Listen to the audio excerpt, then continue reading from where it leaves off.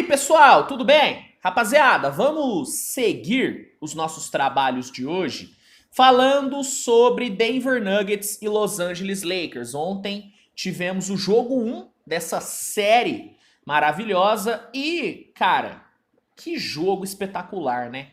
Que jogo espetacular, o Denver conseguiu vencer, só que o Lakers foi muito bem no segundo tempo, quase buscou o resultado. De um lado, Nikola Jokic teve um triple-double incrível, do outro, né, o LeBron flertou com triple-double, Anthony Davis meteu 40 pontos, cara, foi um baita de um jogo. E esse jogo 1, ele foi bem interessante porque deu para tirarmos algumas lições bem valiosas desse primeiro jogo da série. E nesse vídeo eu separei 5 lições que tiramos desse jogo 1 entre Denver e Lakers. Então, antes de começar aqui o vídeo, né, antes de eu começar a falar sobre cada uma dessas lições que tiramos, eu só vou pedir para você deixar o seu like e se inscrever no canal, tá? Eu vou cobrir todos os jogos dessa série, também irei cobrir todos os jogos da série entre Miami e Celtics, então se você não quiser perder nada dessas duas finais, peço para que você se inscreva no canal, recomendo que você se inscreva, porque aqui eu garanto, aqui você não vai perder nada, aqui você vai ficar por dentro de tudo. Então fica a recomendação, fica a dica. Vamos lá! Primeira lição que tiramos do jogo de ontem foi que o D'Angelo Russell vai ser um alvo durante toda a série. Ontem ficou muito claro que o Nuggets vai atacar o D'Angelo Russell o máximo possível. Ontem, toda vez que Jamal Murray, Bruce Brown, Michael Porter Jr., Aaron Gordon vislumbraram a possibilidade de atacar o D'Angelo Russell, eles atacaram. Eles não titubearam, eles não pensaram. Eles viram ali a oportunidade de ir para um contra um com o D'Angelo Russell, eles foram e conseguiram tirar vantagem na maioria das vezes. Por quê? Porque o D'Angelo Russell, ele é um defensor ruim. Ele é o pior defensor desse starting five do Lakers. Talvez ele seja até o pior defensor do time do Lakers em si, né? Ele é um defensor muito ruim. Então, ontem ficou muito claro que quando o D'Angelo Russell estiver em quadra, ele vai ser o alvo favorito do Denver Nuggets. O Denver não vai pensar duas vezes na hora de atacar o D'Angelo Russell. O Denver vai atacar o D'Angelo Russell e vai tirar a vantagem, porque o D'Angelo Russell não tem capacidade de limitar um jogador. O D'Angelo Russell é um defensor muito ruim. É um defensor muito ruim. O próprio Bruce Brown falou depois do jogo que uma parte crucial do plano de jogo do Denver ontem era atacar o D'Angelo Russell. Então, assim, é muito nítido. Quando o D'Angelo estiver em quadra, ele vai ser um alvo. Daí fica a pergunta: vale a pena manter o D'Angelo Russell só pelo seu ataque? Porque na defesa ele não vai entregar nada. Será que vale a pena manter o D'Angelo Russell como titular nessa série, sabendo que ele vai ser um alvo? Sinceramente, eu pensaria bem nisso. Se eu fosse o Darvin Ham, eu pararia para pensar, porque ontem, por exemplo, não valeu a pena deixar o D'Angelo Russell em quadra. Ele foi exposto na defesa e no ataque ele não conseguiu entregar. Ele teve 4 de 11 no field goal ontem. Foi muito mal. Então, a primeira lição que tiramos do jogo de ontem foi que quando o D'Angelo estiver em quadra, ele vai ser um alvo. Daí resta para o Darvin Ham decidir se vale ou não a pena manter o jogador em quadra sabendo disso. Segunda lição que tiramos: Nikola Jokic é imparável, tá? Ontem ficou muito claro, ficou muito nítido que o Lakers não vai conseguir parar o Nikola Jokic, assim como o Phoenix Suns não conseguiu, assim como o Minnesota não conseguiu e assim como nenhuma equipe da NBA conseguiu, tá? Não dá para parar o Nikola Jokic. Por que que não dá? Porque o Jokic, ele é um jogador que consegue impactar o jogo de N formas diferentes. O Nikola Jokic, ele não é só um scorer. O Nikola Jokic, ele não é só um passador. O Nikola Jokic não é só um cara que faz parede. O Nikola Jokic, ele faz tudo no ataque. Tudo. Tudo. Absolutamente tudo. É um cara que passa muito bem a bola, que encontra ótimas janelas de passe. É um jogador que trabalha bem sem a bola, tem um trabalho off-ball maravilhoso. Né? Ontem o handoff do Nikola Jokic matou a defesa do Lakers. E é um jogador que você não pode deixar livre no perímetro, porque ele é letal, tem um ótimo arremesso. Você não pode dar brecha para ele na média distância, porque ele consegue trabalhar na média distância. E no post é um jogador que consegue sim tirar vantagem. Ah, Luiz, mas é só colocar o Anthony Davis em cima dele. Sabe quantos pontos o Nikola Jokic marcou ontem, sendo marcado pelo Anthony Davis? Ontem, dos 34 pontos que ele marcou, 20 foram em cima do AD. E quando marcado pelo Anthony Davis, ele conseguiu 20 pontos e 11 assistências. Então, para quem ainda tinha alguma dúvida sobre o quão imparável é o Nikola Jokic, depois de ontem não tem como mais ter essa dúvida. O Nikola Jokic é um jogador imparável, tá? Não vai ter como o Lakers parar o Nikola Jokic. Não vai ter como. Não vai ter como. Ontem foram 34 pontos, 21 rebotes e 14 assistências, cara. O Nikola Jokic foi pro intervalo já com o triple-double encaminhado. Entende? Então, assim, outra lição que tiramos do jogo de ontem. Não vai dar pro Lakers parar o Nikola Jokic. Simplesmente não vai dar. Só que o Lakers pode conter um pouco melhor o Nikola Jokic. E essa foi outra lição que tiramos do jogo de ontem.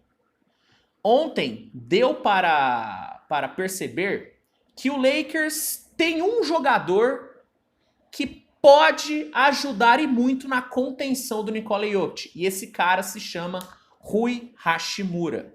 O Rui Hachimura, ele se destacou muito nos playoffs até aqui pelo seu ataque, né? Pelo seu arremesso, pela sua eficiência na média longa distância, né? Ele se destacou muito pelo seu ataque. Só que ontem, o que chamou muita atenção foi o seu desempenho na defesa. E foi a forma com que ele conseguiu cercar o Nikola Jokic. O Rui Hachimura não é um cara que vai parar, que vai limitar o Nikola Jokic no 1 contra 1. Não. Mas ele é o cara que vai conseguir levar o Nikola Jokic para uma posição onde ele pode ser melhor contido. Uma coisa que o Hachimura fez muito no jogo de ontem foi mover o Nikola Jokic, foi cercar o Nikola Jokic para ele ficar numa posição muito favorável para o Anthony Davis. Toda vez que o Hachimura conseguiu cercar o Nikola Jokic e posicionar ele de costas para o Anthony Davis conseguiu alguns bloqueios, conseguiu forçar alguns erros, principalmente no quarto período. No quarto período, o Nikola Jokic ficou 0 de 2 no field goal. 0 de 2, muito por conta desse ótimo trabalho que o Rui Hachimura executou. Então, ao mesmo tempo que tiramos como lição que o Lakers não vai conseguir parar o Nikola Jokic, também tiramos como lição que o Lakers pode conter o Nikola Jokic. E essa contenção vai depender muito do Rui Hachimura. Essa é uma série onde o Rui Hachimura vai ter que ter, deverá ter mais minutos. Ele vai ter que jogar mais tempo.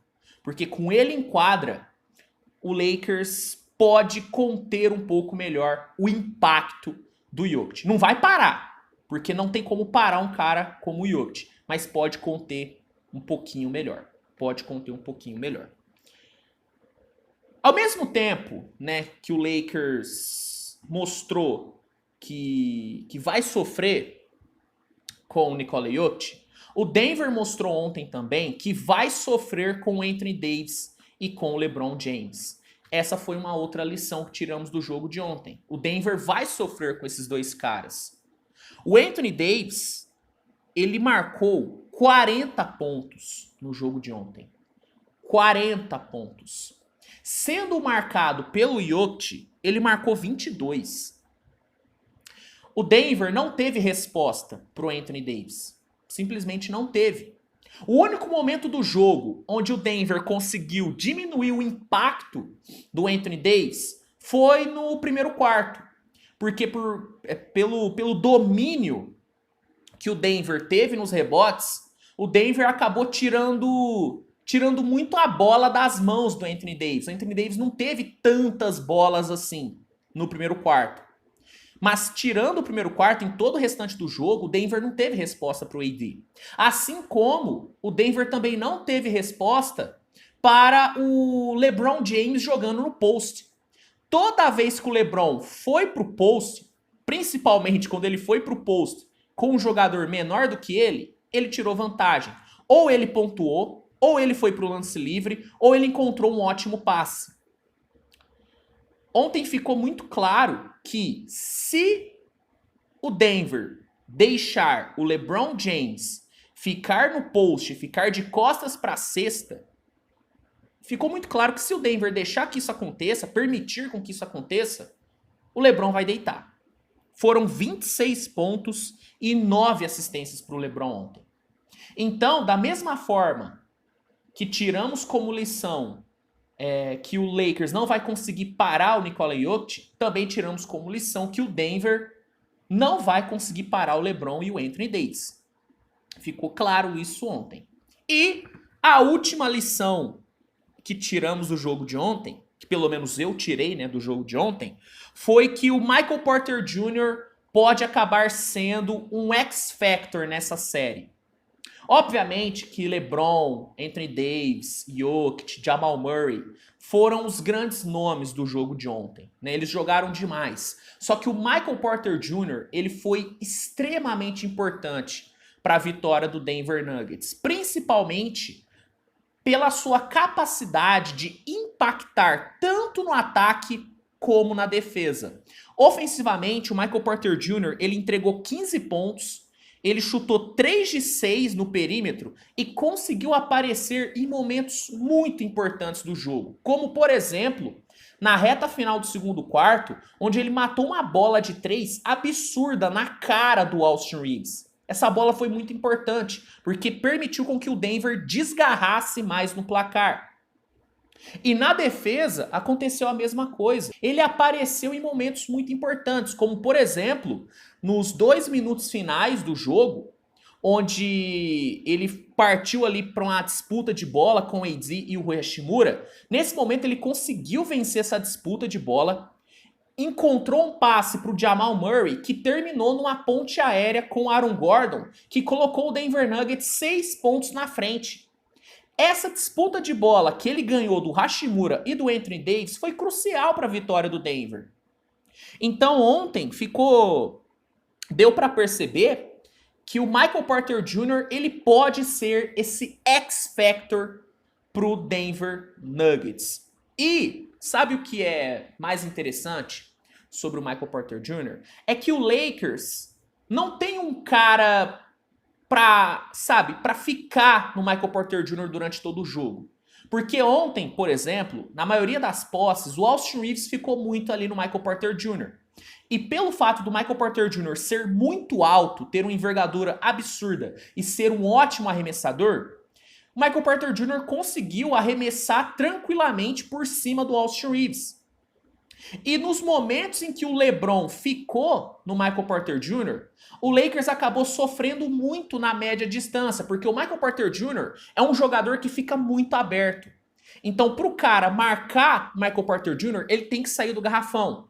E nos momentos em que o LeBron deixou o garrafão, acabou criando um espaço muito grande ali na média distância, que foi muito bem aproveitado pelo Nikola Jokic, pelo Jamal Murray, pelo Aaron Gordon. Então, o Michael Porter Jr., ele pode sim ser um X-Factor nessa série e o jogo de ontem mostrou isso pra gente, né? Tiramos isso como lição. Bom, obviamente que você pode ter enxergado outras coisas no jogo de ontem, você pode ter tirado outras lições do jogo de ontem, então eu peço para que você comente aqui no vídeo quais lições você tirou do jogo 1 de ontem entre Denver e Lakers. Se gostou do vídeo, peço para que deixe seu like, se inscreva no canal, compartilhe com seus amigos. E é isso, tá bom? Obrigado pela sua audiência, tamo junto, grande abraço e até a próxima. Tchau, tchau.